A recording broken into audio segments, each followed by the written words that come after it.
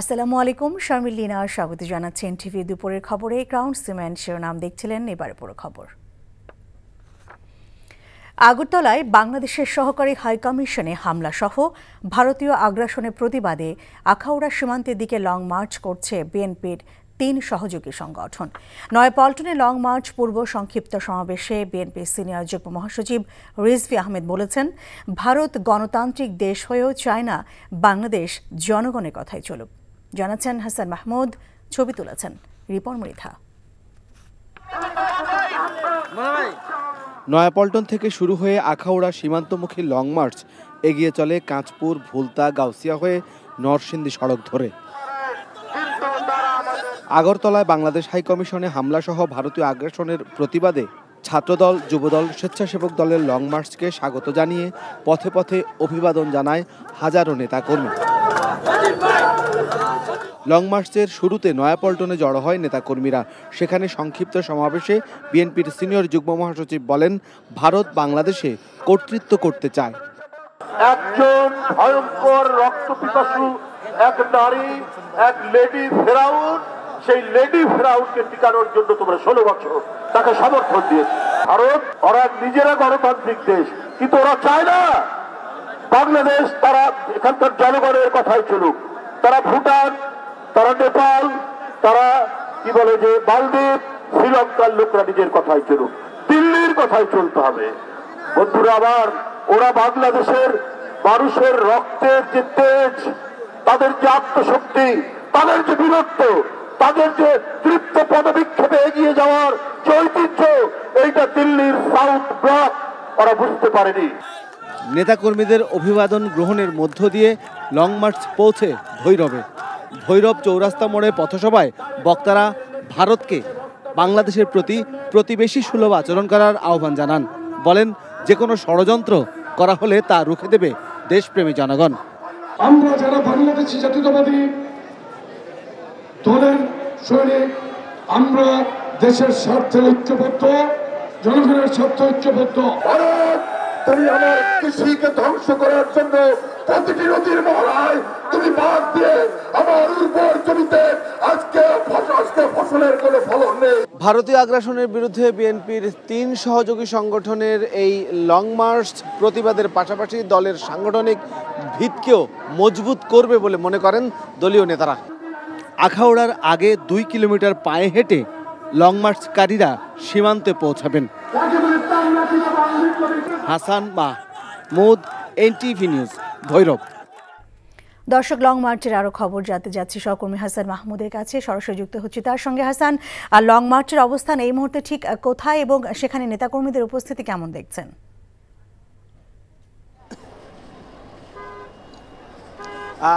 এইখানে আসলে ঠিক এই মুহূর্তে ব্রাহ্মণবাড়িয়ার যে বিশ্ব রোড মোড়, সেখানে রয়েছে লং মার্চ, অর্থাৎ নয়াপল্টন থেকে শুরু করেছে যে লং মার্চ ছাত্রদল, যুবদল এবং স্বেচ্ছাসেবক দল ভারতের সীমান্ত, অর্থাৎ আখাউড়া সীমান্ত, আমাদের বাংলাদেশের আখাউড়া এবং সেদিকে ভারতের আগরতলা। যে আগরতলায় বাংলাদেশের সহকারী হাইকমিশন কার্যালয়ে হামলা হয়েছিল, সেই হামলার প্রতিবাদে এই লং মার্চ, এবং এই লং মার্চের গাড়ি কিন্তু যাচ্ছে এবং খুব ধীর গতিতে এই লং মার্চের গাড়ি চলছে। এবং আমরা দেখেছি যে লং মার্চ যেখানেই যাচ্ছে তার দুপাশে রাস্তায় মানুষের উপস্থিতি, ব্যাপক হারে মানুষের উপস্থিতি। সেই উপস্থিতির কারণে এবং নেতাকর্মীদের উপস্থিতি এবং লং মার্চের বিশাল গাড়িবহর সব মিলিয়ে পথে পথে এক ধরনের আসলে জটলা এবং ধীর গতিতে চলছে লং মার্চ।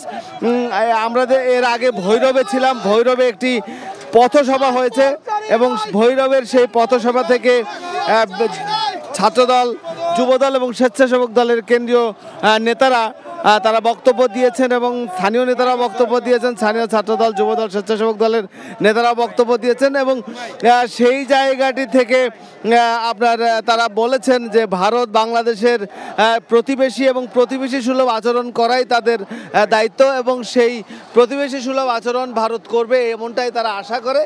এবং বাংলাদেশ বিরুদ্ধে ভারত যদি কোনো ধরনের ষড়যন্ত্র করে সেটি রুখে দেওয়ার জন্য বাংলাদেশের তরুণ সমাজ প্রস্তুত রয়েছে বলেও তারা এক ধরনের হুঁশিয়ারি বার্তা দিয়েছে। এবং এই লং মার্চটি যাবে হচ্ছে আখাউড়া, ব্রাহ্মণবাড়িয়া হয়ে শহর হয়ে, এবং ব্রাহ্মণবাড়িয়া যাওয়ার পরে ঠিক আখাউড়ার 2 কিলোমিটার আগে কিন্তু এই লং মার্চকারীরা কিন্তু সেখানে গাড়ি ছেড়ে পায়ে হেঁটে 2 কিলোমিটার অতিক্রম করবে এবং 2 কিলোমিটার অতিক্রম করে তারা আখাউড়া সীমান্তে যাবে, যেটি আগরতলা সীমান্তে। সেখানে শেষ প্রান্তে গিয়ে শেষ হবে এই লং মার্চ। পথে পথে লং মার্চের কার্যক্রম চলছে এবং গাড়িবহর এগিয়ে চলছে। তো হচ্ছে এইখানকার সর্বশেষ পরিস্থিতি। দর্শক, জানছিলাম বিএনপির 3 সহযোগী সংগঠনের লং মার্চের খবর। পার্বত্য এলাকাগুলো দুর্গম এবং সেখানে যোগাযোগ করা কঠিন উল্লেখ করে অন্তর্বর্তীকালীন সরকারের প্রধান উপদেষ্টা ডক্টর মোহাম্মদ ইউনূস প্রযুক্তি দিয়ে এই দূরত্ব জয় করার উপর গুরুত্ব আরোপ করেছেন। 3 পার্বত্য জেলা পরিষদের চেয়ারম্যান ও সদস্যদের জন্য আয়োজিত প্রশিক্ষণ কর্মশালায় তিনি এমন কথা বলেন। রাজধানী পার্বত্য চট্টগ্রাম কমপ্লেক্সে পার্বত্য জেলা পরিষদ ব্যবস্থাপনা শীর্ষক এই কর্মশালায় প্রধান উপদেষ্টা তার সরকারি বাসভবন যমুনা থেকে ভার্চুয়ালি যোগ দেন। তিনি বলেন, প্রাকৃতিক সৌন্দর্য ও সম্পদে পরিপূর্ণ পার্বত্য জেলাগুলো শুধুমাত্র যোগাযোগ ব্যবস্থার অপ্রতুলতার কারণেই পিছিয়ে আছে। পার্বত্য এলাকার মেয়েরা ফুটবলে বিশ্ব জয় এনে দিয়েছে উল্লেখ করে ডক্টর ইউনূস বলেন, এই এলাকার তরুণদের শুধু বাংলাদেশের নাগরিকই নয়, বিশ্ব নাগরিক হতে হবে। সমস্যাগুলো আছে কিন্তু সমস্যাগুলো সমাধানযোগ্য। এটা একটা অত্যন্ত চমৎকার একটা এলাকা চমৎকার শুধু দৃশ্যের জন্য না, সৌন্দর্যের জন্য না, সৌন্দর্যের জন্য এটা বাংলাদেশে সবচেয়ে বড় সুন্দর এলাকা। কাজে এখানে যারা থাকে তারাও সৌভাগ্যবান যে এরকম প্রাকৃতিক সৌন্দর্যের মধ্যে তারা থাকতে পারে। এবং এত রকমের ক্ষুদ্র নৃগোষ্ঠী এখানে আছে, সবাই মিলেমিশে আছে। মিলেমিশে থাকতে হলে সমস্যাও হয়, সমস্যাগুলো আছে কিন্তু সমস্যাগুলো সমাধানযোগ্য। সাবেক প্রধানমন্ত্রী শেখ হাসিনার অনুপস্থিতিতেও আন্তর্জাতিক অপরাধ ট্রাইব্যুনালে তার বিচার কাজ সম্পন্ন করা যাবে বলে মনে করেন ট্রাইব্যুনালের চিফ প্রসিকিউটরের বিশেষ উপদেষ্টা টবি ক্যাডম্যান। একই সাথে তিনি মনে করেন, ভারত একটি গণতান্ত্রিক দেশ, তারা আইনের শাসনের প্রতি শ্রদ্ধাশীল এবং সে কারণে শেখ হাসিনাকে বাংলাদেশ ফেরত চাইলে তারা সহযোগিতা করবে। সকালে আন্তর্জাতিক অপরাধ ট্রাইব্যুনালে প্রসিকিউশন এবং তদন্ত সংস্থার সাথে বৈঠক শেষে এসব কথা বলেন তিনি। আরও জানাচ্ছেন হাসান জাবেদ। লন্ডন ভিত্তিক গার্নিকা 37 ল ফার্মের যুগ্ম প্রধান ব্রিটিশ আইনজীবী টবি ক্যাডম্যানকে সম্প্রতি বাংলাদেশের আন্তর্জাতিক অপরাধ ট্রাইব্যুনালের চিফ প্রসিকিউটরের বিশেষ উপদেষ্টা হিসেবে নিয়োগ দেওয়া হয়। বুধবার তিনি প্রসিকিউশন এবং তদন্ত সংস্থার সাথে বৈঠক করেন। পরে সাংবাদিকদের তিনি বলেন, শেখ হাসিনাকে ভারত সরকার ফেরত না দিলে আইসিসির সহযোগিতা নেওয়া যেতে পারে, তবে ভারত গণতান্ত্রিক দেশ হিসেবে শেখ হাসিনাকে ফিরিয়ে দেবে বলে প্রত্যাশা তার। বাংলাদেশ এবং ভারতের মধ্যে বন্দি বিনিময় চুক্তি আছে। তাছাড়া ভারত একটি গণতান্ত্রিক দেশ, তারা অন্য দেশের আইন ও বিচার ব্যবস্থার প্রতি শ্রদ্ধাশীল। কাজেই শেখ হাসিনাকে বিচারের জন্য বাংলাদেশ ফেরত চাইলে তারা ফেরত দিবেন, এমনটাই প্রত্যাশা করছি। আর না দিলে আইসিসির সহযোগিতা নেওয়া যাবে। শেখ হাসিনার অনুপস্থিতিতেও গণহত্যা এবং মানবতা বিরোধী অপরাধের বিচার করতে কোনো বাধা হবে না।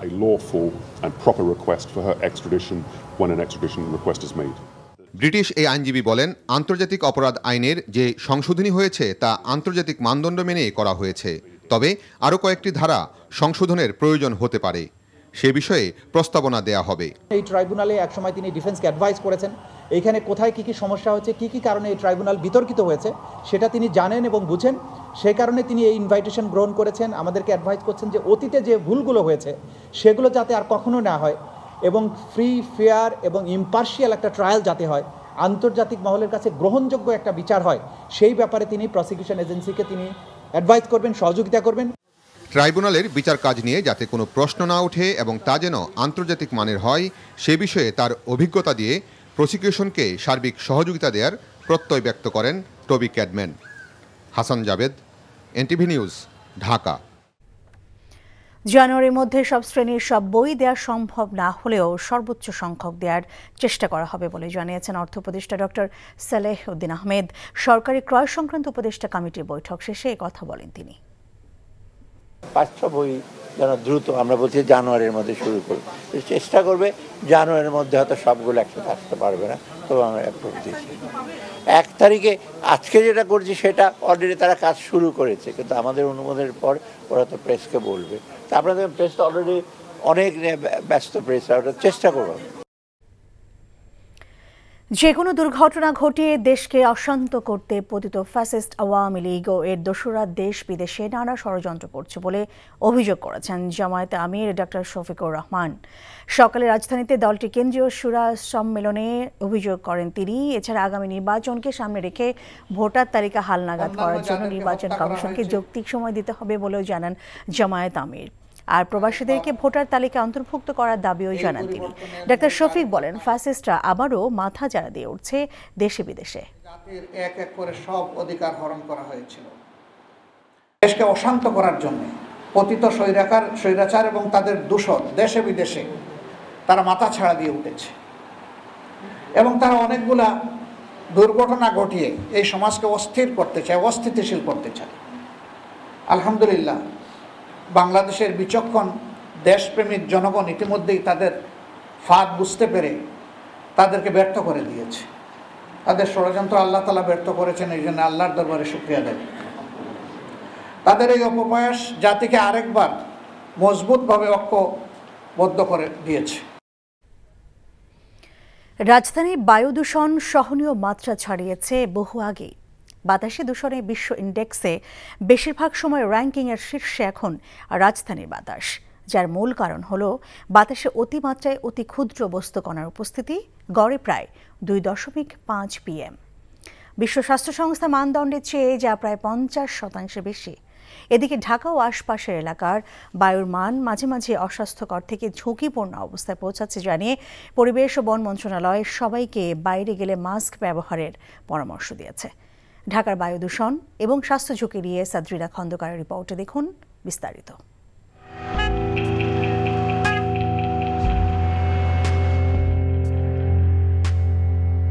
ঢাকা শহর হলো ধুলার শহর, বায়ু দূষণের শহর, শব্দ দূষণ, সব মিলে ঢাকার শহর। বেঁচে থাকার জন্য প্রতিনিয়ত যে বাতাসে শ্বাস প্রশ্বাস নিতে হয়, বিশ্বের সবচেয়ে জনবহুল মেগা সিটি ঢাকায় সেই বাতাসই হয়ে উঠেছে প্রাণঘাতী। বায়ু দূষণের ফলে বাড়ছে জনদুর্ভোগ, সেই সাথে রাজধানীর স্বাস্থ্য ঝুঁকির অন্যতম কারণও এটি। আমাদের যেমন মনে করেন শ্বাসকষ্ট হয়, তারপরে আরও বুকের ব্যথা হয়, ঠান্ডা সর্দি লাগেই থাকে। ধুলাবালু হেভি ওরা ওরে আর কি, উইরা মানুষের অনেক ক্ষতি হয়, নাকে যায়, কাশি হয়। সম্প্রতি যুক্তরাষ্ট্রের ইউনিভার্সিটি অব শিকাগোর এনার্জি পলিসি ইনস্টিটিউটের গবেষণায় দেখা যায়, বায়ু দূষণে বাংলাদেশিদের গড় আয়ু কমেছে 7 বছর, আর রাজধানীবাসীর গড় আয়ু কমেছে 8 বছর। সুইজারল্যান্ড ভিত্তিক গবেষণা প্রতিষ্ঠান IQ এয়ার ওয়েবসাইটের তথ্য মতে ঢাকার বায়ুমান সূচকের স্কোর 300 এর ওপর। আন্তর্জাতিকভাবে বাতাসের এ মানকে দুর্যোগপূর্ণ ধরা হয়।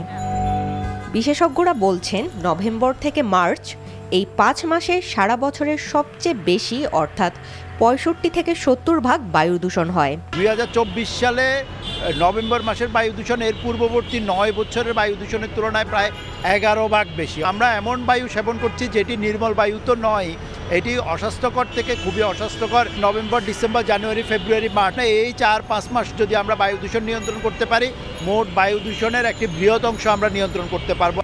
একই সঙ্গে বিশেষজ্ঞ জানান, ঢাকায় সবচেয়ে বায়ু দূষণ হয় অবকাঠামো নির্মাণের কারণে 51%, শিল্প কারখানা ও ইটের ভাটা 29%, যানবাহন থেকে 16%। বায়ু দূষণের কারণে হাঁপানি সহ বিভিন্ন জটিল রোগে আক্রান্ত হচ্ছেন রাজধানীবাসী। প্রথমে আক্রান্ত ফুসফুস। ফুসফুসে কি হয়? ফুসফুসে অ্যালার্জিজনিত রোগ, allergic rhinitis, asthma, COPD, bronchitis, pneumonia, TB এগুলো হচ্ছে। বেড়ে চলেছে হৃদরোগের ঝুঁকি, স্ট্রোক, হার্ট অ্যাটাক, কিডনি জটিলতা, ইভেন আমাদের প্রজনন ক্ষমতা হ্রাস পেতে শুরু করেছে এই এয়ার পলিউশনের কারণে। দুর্যোগপূর্ণ পরিস্থিতিতে স্বাস্থ্য ঝুঁকি কমাতে বিশ্বের অন্য দেশের মতো বাংলাদেশে জরুরি স্বাস্থ্য সতর্কতা জারি করার আহ্বান জানান বিশেষজ্ঞরা। Sadrina Khandakar, NTV news, Dhaka. Army aviation group থেকে প্রশিক্ষণ নেওয়া পাইলটদের নেতৃত্বে বাংলাদেশের এভিয়েশন খাত আরও বেশি নিরাপদ ও অত্যাধুনিক হবে বলে আশা প্রকাশ করেছেন সেনাবাহিনী প্রধান জেনারেল ওয়াকারুজ্জামান। এভিয়েশন বেসিক কোর্সের প্রশিক্ষণার্থীদের মাঝে সনদ ও ফ্লাইং ব্রেভেট প্রদান অনুষ্ঠানে তিনি এই প্রত্যাশা ব্যক্ত করেন।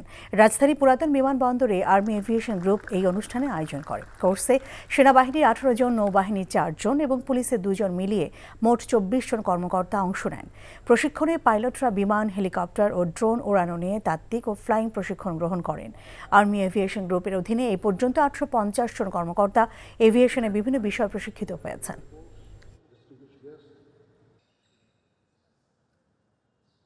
American helicopter, this helicopter, the US presidents do fly with these helicopters.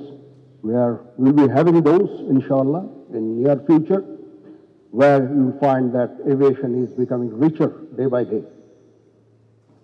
So the graduating pilots, you can well imagine that you'll be having some exciting time, challenging time ahead, enjoyable time ahead. You'll be flying with all those. Thereby, we would like to enrich our Army aviation. ভারতের সঙ্গে অসম ও ব্যয়বহুল চুক্তিগুলো সহসায় বাদ দেওয়া যাচ্ছে না বলে মনে করেন পরিবেশ ও জলবায়ু উপদেষ্টা সৈয়দা রিজওয়ানা হাসান।